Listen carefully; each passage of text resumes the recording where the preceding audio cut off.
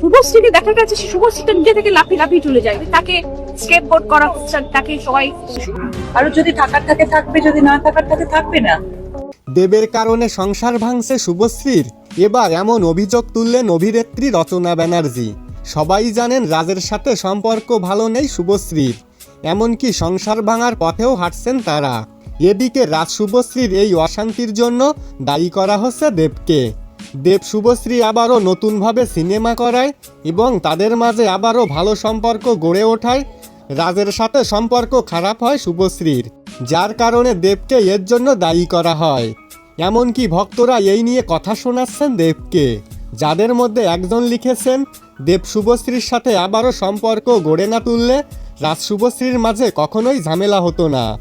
আরেকজন লিখেছেন শুধু দেবের দোষ দেওয়া ঠিক হবে না, শুভশ্রীরও দোষ আছে। কেউ বা লিখেছেন দেব ও শুভশ্রী দুজনেই অন্যায় করেছে।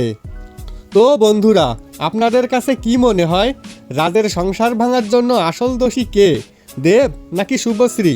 আপনার গুরুত্বপূর্ণ মতামতটি অবশ্যই কমেন্ট করে জানাবেন। দেখা হবে, কথা হবে পরবর্তী কোনো ভিডিওতে।